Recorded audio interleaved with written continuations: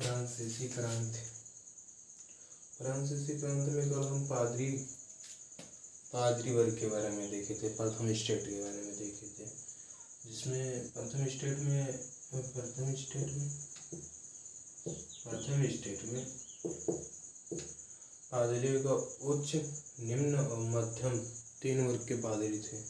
और 3 वर्ग के पादरी ये शासन में महत्वपूर्ण भूमिका निभाते थे और इनकी जनसंख्या का अनुपात 0.93% और भूमि पर 20% पर अधिकार था।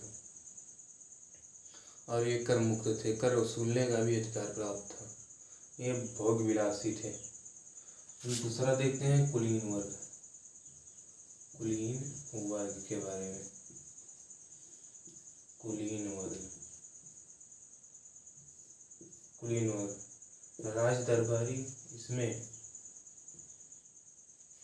राज दरबारी अधिकारी राजकाज से संबंधित थे।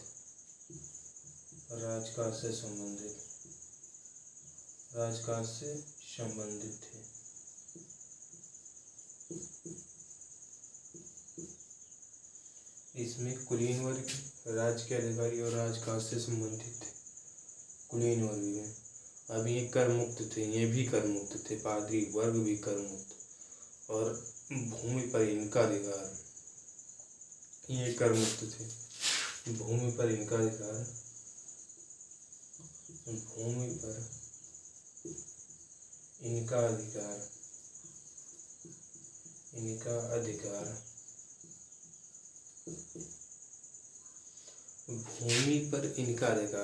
कुलीन वर्ग का अधिकार 20% था। मतलब पादरी और कि कुलीन वर्ग मिला के करीबन 40-45% ये भूमि पर अधिकार थे।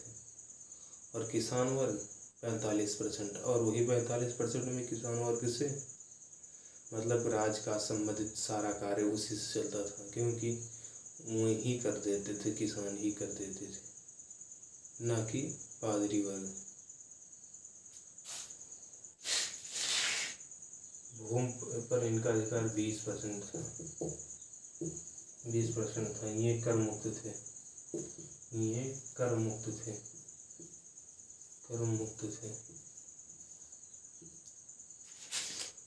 कि कुलीन वर्ग भी कर मुक्त थे और इन्हें नमक और भोज्य पदार्थों पर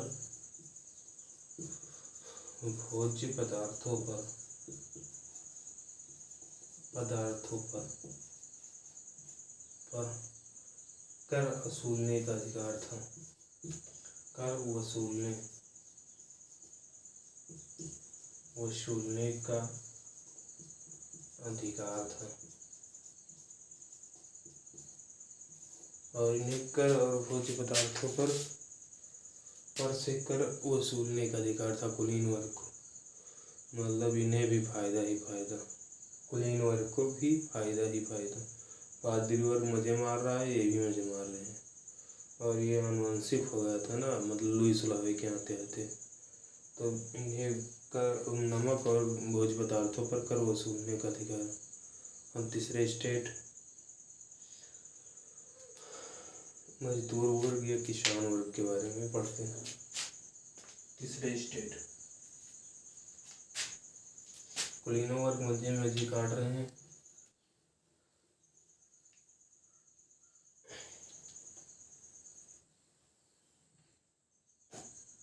तीसरे वर्ग में मजदूर, किसान, शिल्पकार, बढ़ईकार, मोतीकार।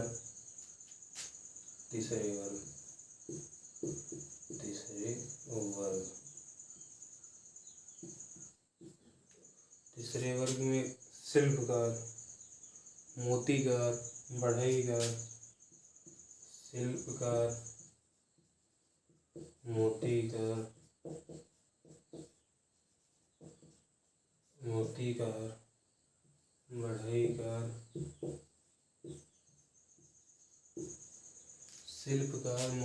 बढ़ईकार, कि ये थे इस वर्ग में। और इस वर्ग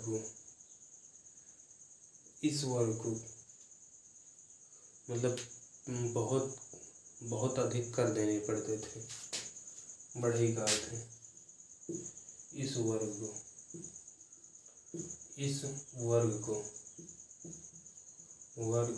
बहुत अधिक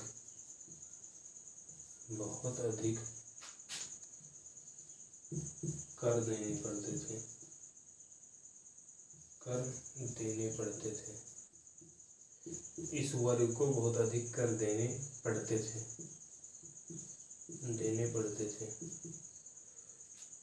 इस वर्ग को बहुत अधिक कर देने पड़ते थे, जिससे इनकी स्थिति डामाडोल हो गई।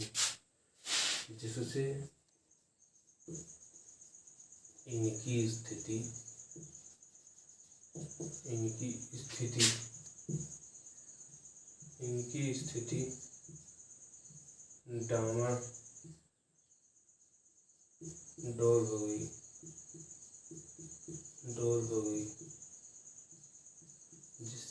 स्थिति डामाडोल हो गई।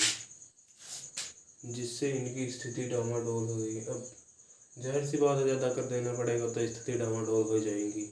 अब ज़्यादा कर देना पड़ेगा तो जाहिर सी बात है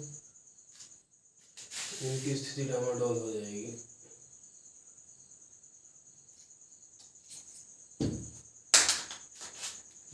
जब ज़्यादा कर देना पड़ेगा तो इनकी स्थिति डामाडोल हो जाएगी। और ये फ्रांस की जनसंख्या के अनुपात का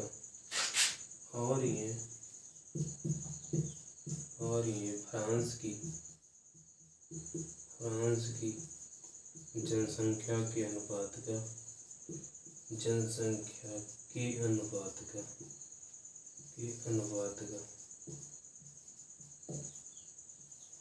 और ये फ्रांस की जनसंख्या के अनुपात का 95% थे। जाहिर सी बात है, इतनी बड़ी मतलब कि हो जाएंगे। फ्रांस की जनसंख्या के अनुपात का 95% और इनके पास भूमि किसान के पास भूमि कहते हैं, इनके पास भूमि 45 करीबन 55% थी इनके पास भूमि। तीसरे वर्ग या तीसरे स्टेट किसान वर्ग के पास, मतलब ये फ्रांस की जनसंख्या के अनुपात के करीबन 95%, इनके पास भूमि 55% थी। इनके पास भूमि 55% थी। जाहिर सी बात है, भूमि कम ही है, क्योंकि जिनके पास काम नहीं है उनके पास अधिक भूमि है, जिनके पास काम है उनके पास कम भूमि। 55% में राजकाज चलना हो वही किसान कर देंगे। राजकाज करना है थोड़ी मुश्किल बात है, लेकिन फिर भी इन्हें अधिक शोषण सहना पड़ता था।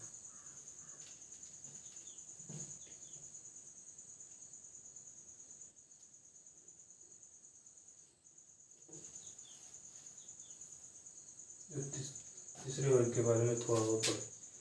अब तीसरे वर्ग की स्थिति ऐसी आ गई थी कि खाने पीने के छोड़कर, मतलब खाने पीने की वस्तुएं को छोड़कर और सब, मतलब कि जितनी इनकम होती थी उतने कर चुका दिया करते थे। ये अपनी आय का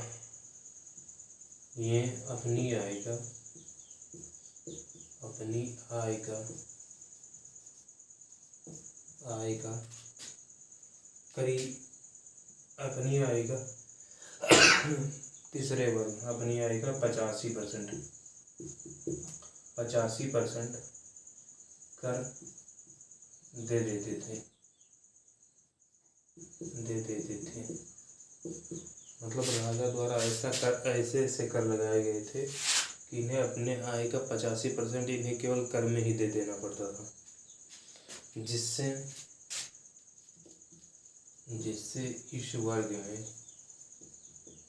जिससे इस वर्ग में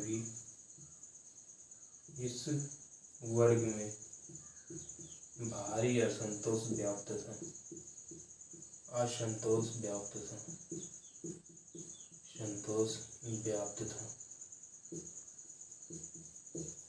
इस वर्ग में भी भारी असंतोष व्याप्त था। जाहिर सी बात है 85% कर ही ले लेंगे तो बीज कहाँ से लेंगे बोने के लिए, खाने के लिए क्या लेंगे, बड़ी मुश्किल होगी।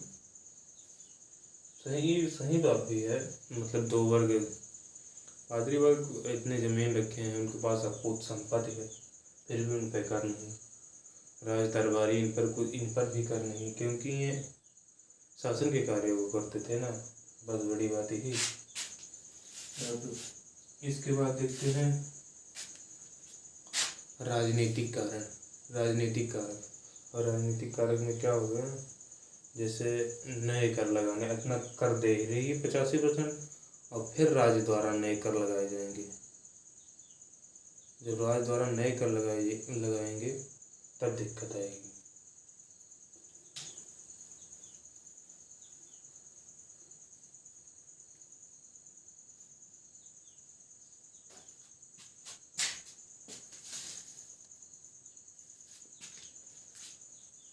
राजनीतिक कारण, अभी ये तो स्टेट वाला खत्म हो गया, पादरी भी गए।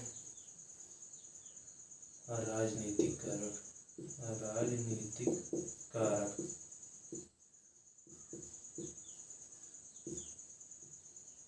अब राजनीतिक कारक में राजा द्वारा अथाह संपत्ति खर्च कर दी गई, राजकोषीय घाटा चला गया, मतलब राजकोषीय घाटा बहुत बढ़ गया।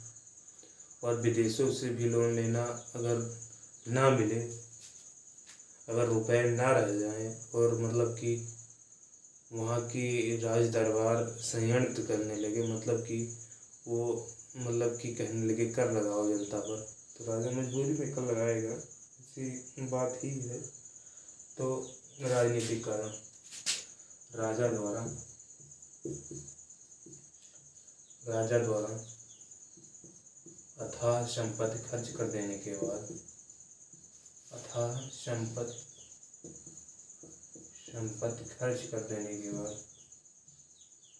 खर्च कर देने के बाद,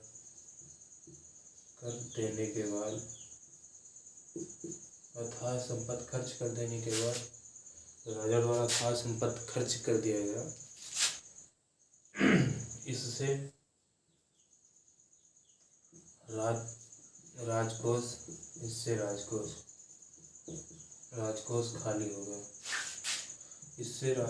खाली हो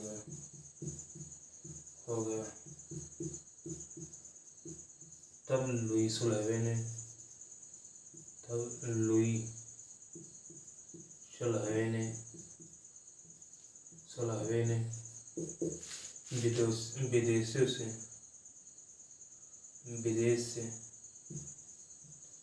विदेश से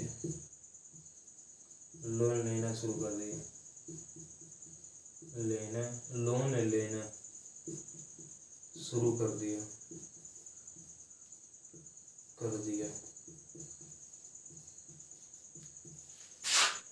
जब राजकोष खाली हो गया, मतलब जब राजकोष एकदम खत्म हो गया, तब लुई सुलहवे ने विदेश से लोन लेना शुरू कर दिया।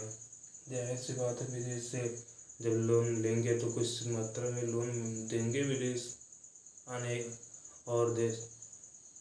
जब उन्हें भी पता चलेगा कि मतलब राजकोष एकदम खाली हो गया है इस देश का, और इन्हें देने का मतलब कि कहीं से स्रोत नहीं है, तब वो भी लोन नहीं देंगे, क्योंकि उन्हें पता है आने वाले भविष्य में मेरा लोन चुकाएंगे नहीं। जब विदेश से लोन लेना विदेश ने लोन देना बंद कर दिया,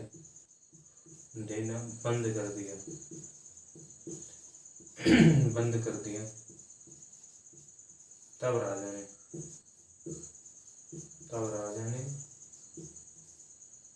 राजा ने जब विदेश ने लोन देना बंद कर दिया तब राजा ने सोचा कि कैसे आर्थिक स्थितियां सुधार की जाएं जिससे ये नौबत ना आए, मतलब आर्थिक स्थितियां सुधारें कि ये नौबत ना आए कि राजकोष खाली हो जाए। तब उन्होंने मतलब कि तब राजा ने मतलब कि विचार किया, मतलब दो चार अर्थशास्त्रियों को बुलाया और उनसे विचार करवाया। तब राजा ने दो अर्थशास्त्रियों को बुलाया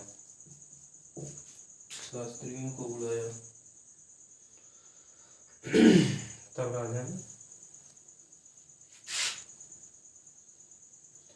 राजा ने दो अर्थशास्त्रियों को बुलाया। दो अर्थशास्त्रियों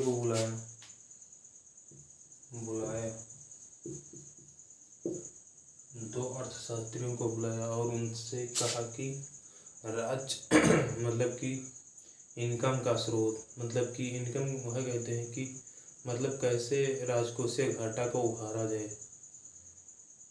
मतलब कि अर्थशास्त्रियों ने बताया कि मैं राज दरबार, मतलब राज्य दरबारी यानी कुलीन वर्ग पर भी कर लगाए बुलाया। और अर्थशास्त्रियों ने कहा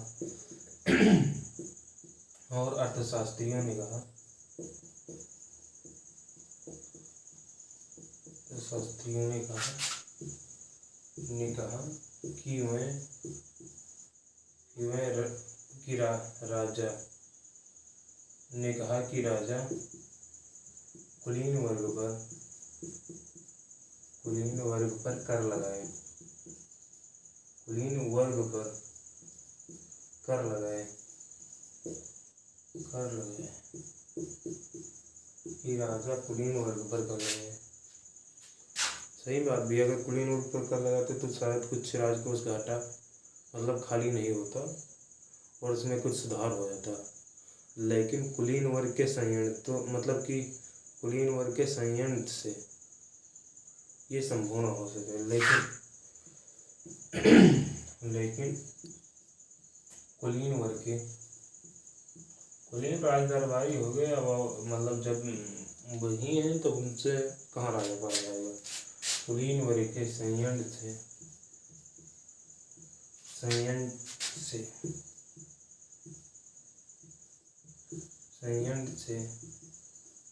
संभव ना हो सका।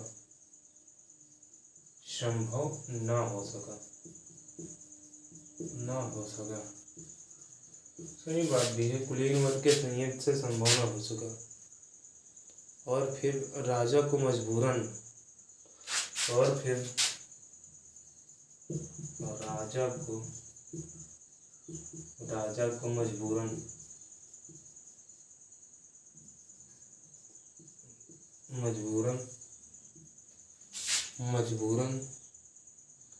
नए कर लगाने की घोषणा करनी पड़ी। राजा को मजबूरन नए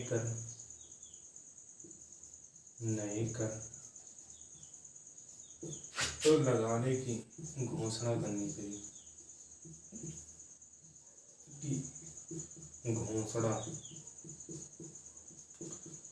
पड़ी। और फिर राजा को मजबूरन तीसरे स्टेट मतलब किसान वर्ग पर नए कर लगाने की घोषणा करनी पड़ी। इससे किसान वर्ग भी नाराज हो गए। इसके उपाय के लिए राजा ने मतलब कि जब नए कर लगाओगे इतना कर बोझ पड़ा ही है तब जाहिर सी बात है कर की मार पड़ेगी और किसान वर्ग को दिक्कत आएगी। घोषणा करनी पड़ी।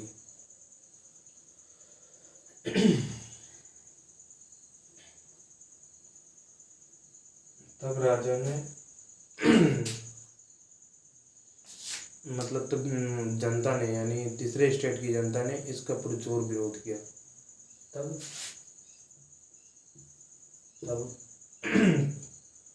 किसान वर्ग या तीसरे स्टेट की जनता किसान वर्ग या तीसरे स्टेट की जनता, तीसरे स्टेट की जनता, स्टेट की जनता, स्टेट की जनता, जनता ने पुरजोर विरोध किया, जोर विरोध किया। तीसरे स्टेट की जनता ने पुरजोर विरोध किया। तब तीसरे स्टेट की जनता ने पुरजोर विरोध किया। सही बात है, दिक्कत होगी तो विरोध करेगा ही। 85% वैसे कर दे रहा है, फिर एक और कर, कितना कर देगा किसान? और करीबन 90% करेगा ही ज़्यादा। खाता पीता का वो देखता, पुरजोर विरोध किया। सही भी बात है, मतलब इतना ही कर देंगे। अब कुलीन वर्ग पर कर लगाने का मतलब कि अर्थशास्त्रियों ने सुझाव दिया, लेकिन कुलीन वर्ग के संयंत्र से वह पास न हो सका और राजा को मजबूरन किसान वर्ग पर नए कर लगाने की घोषणा करनी पड़ी। राजकोष खाली हो गया, विदेश से लोन लेना मिलना बंद हो गया, तो क्या करेंगे? एक ही ऑप्शन बचा, नए कर नए कर किसान वर्ग पर ठोंक दो, देंगे ही मजबूरी, पुरजोर विरोध किया। अब आगे देखते हैं क्रांति, जो फ्रांस की क्रांति हुई थी, मतलब और देशों में ऐसा क्यों नहीं हुआ? आखिर क्रांति फ्रांस में ही क्यों हुई, इसके बारे में देखते हैं। जाहिर सी बात है, मतलब इतने बड़े पैमाने पर क्रांति फ्रांस में ही हुई और किसी देशों में नहीं हो पाई। क्रांति फ्रांस में ही क्यों? फ्रांस में ही क्यों? में ही क्यों? क्रांति फ्रांस में ही क्यों? इसके बड़े भी कारण हो सकते हैं। मतलब अन्य यूरोपीय देशों की तुलना फ्रांस के किसान बहुत आगे थे, मतलब कि खाद्यान्न उत्पादन करने में बड़े श्रेष्ठ थे। लेकिन इनके मतलब खाद्यान्न उत्पादन करते, लेकिन ज़्यादातर करों में चला जाता था। उत्पादन भी करते, ज़्यादातर करों में चला जाता। अन्य यूरोपीय देशों की तुलना, अन्य यूरोपीय देशों की तुलना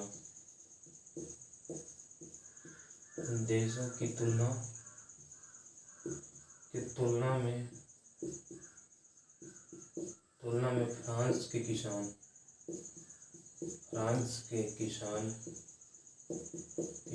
ज़्यादा संपन्न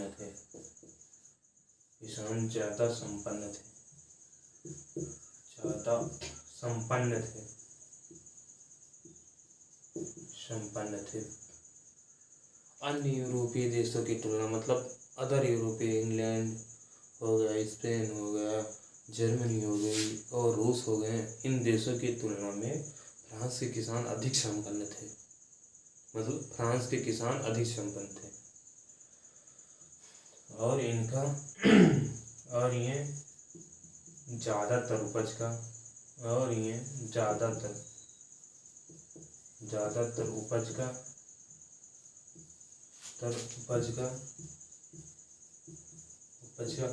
कर में ही दे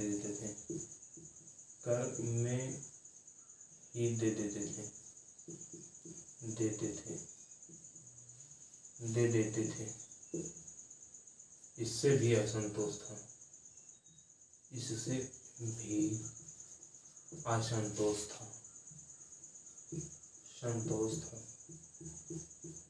भी असंतोष था।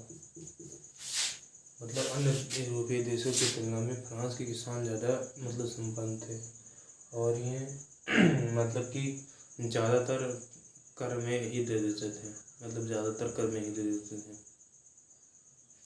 और दूसरा मध्यम वर्ग हो गया।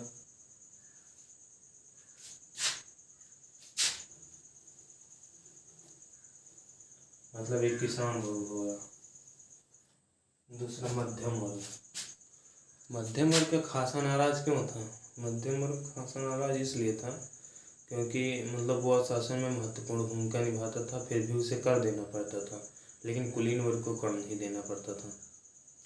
मध्यम वर्ग, दूसरा नंबर मध्यम वर्ग। मध्यम वर्ग यह शासन में मतलब ज़्यादातर जो शासन का मतलब वो चलता था, तो इनसे भी मतलब ऋण लेते थे। राज दरबार मतलब इन्हीं से ज़्यादा ऋण लेता था राजा। मध्यम वर्ग से, मध्यम वर्ग शासन में महत्वपूर्ण भूमिका निभाते थे। महत्वपूर्ण भूमिका निभाते थे।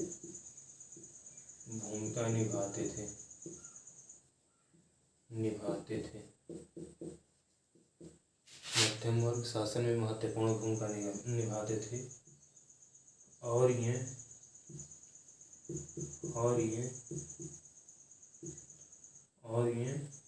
राजा को भी ऋण देते थे, राजा को भी ऋण देते थे।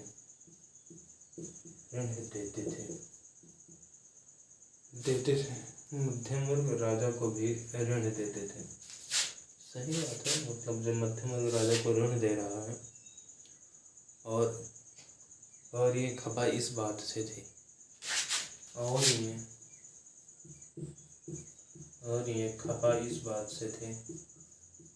खपा इस बात से थे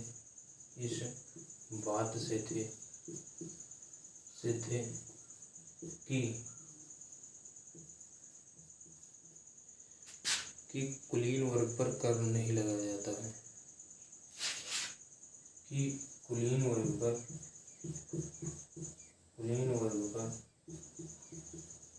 कर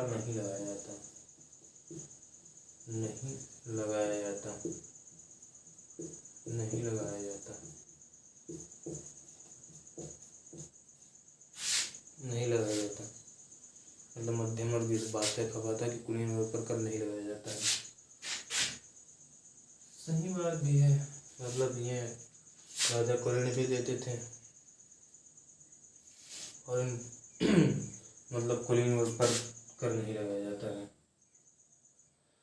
अब पादरी वर्ग के बारे में, पादरी वर्ग से नाराज क्यों थे लोग? पादरी वर्ग से नाराज क्यों थे? पादरी वर्ग से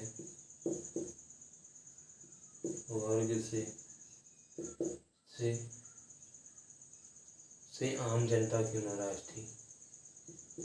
आम जनता क्यों नाराज थी?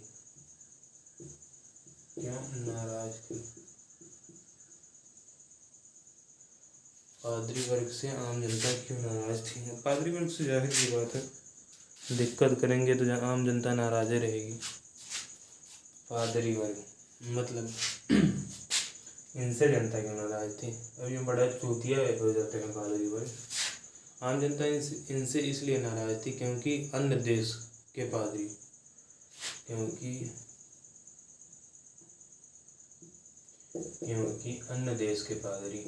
अन्य यूरोपीय देश के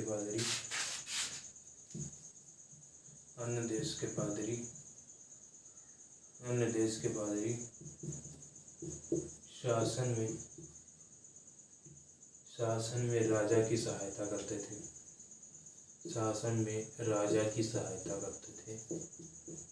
राजा की सहायता करते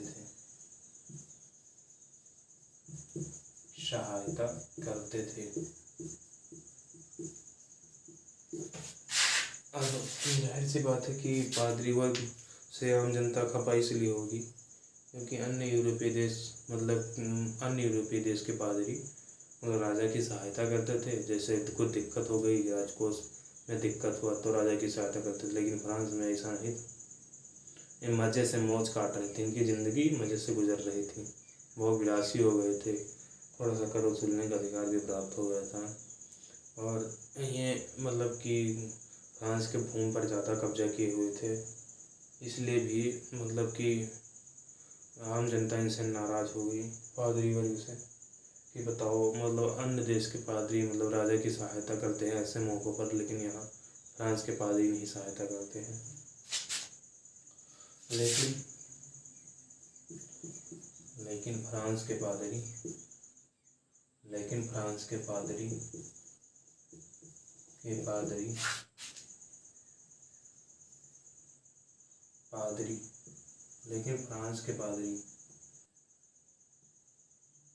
लेकिन फ्रांस के पादरी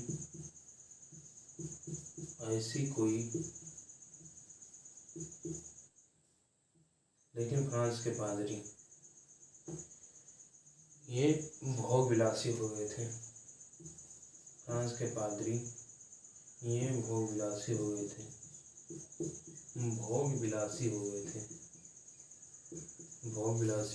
थे। लेकिन फ्रांस के पादरी, फ्रांस मतलब कि वैसे था शक्तिशाली, यूरोप का सेकंड लार्जेस्ट शक्तिशाली देश था, लेकिन फ्रांस के पादरी भोग विलासी हो गए थे। इनसे राजकाज से मतलब नहीं था। ईश्वर को राजकाज से मतलब ही नहीं था, तो का घंटा ही करते थे। राजकाज से कोई मतलब नहीं था। राजकाज से कोई मतलब नहीं था।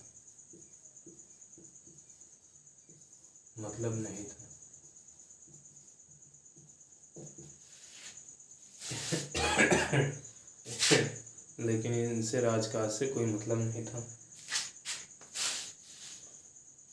राजकाज से मतलब नहीं रह जाएगा तो दिक्कत होगी ही इन पे। अब चौथा कारण अहम कारण मानते हैं इसको।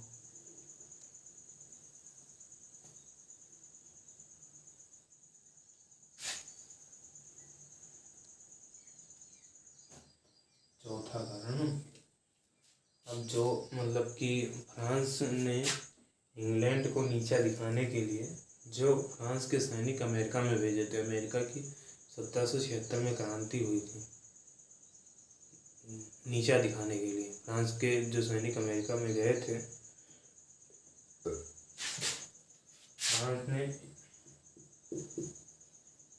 फ्रांस ने अमेरिका की क्रांति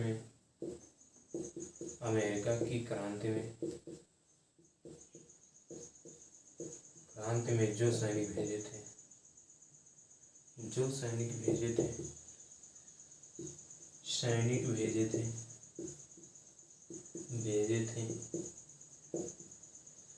फ्रांस ने अमेरिका की क्रांति में जो सैनिक भेजे थे, उन्हें फ्रांस में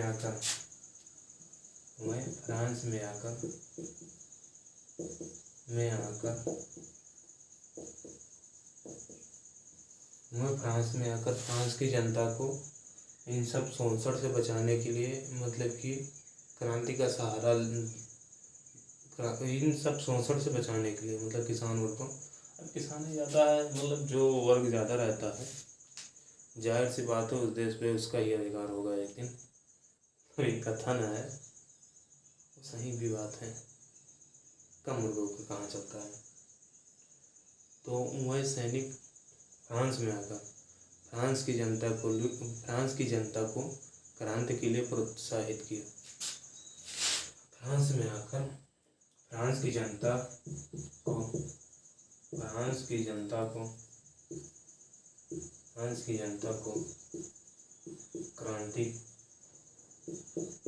क्रांति के लिए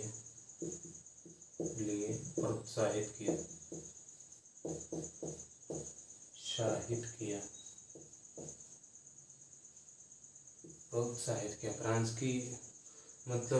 फ्रांस की जनता को क्रांति के लिए प्रोत्साहित किया। इससे भी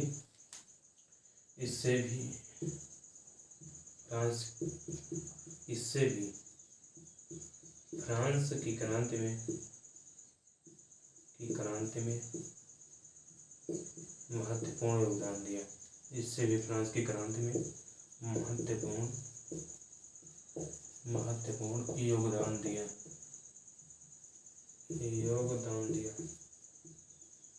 इससे भी फ्रांस की क्रांति में महत्वपूर्ण योगदान दिया।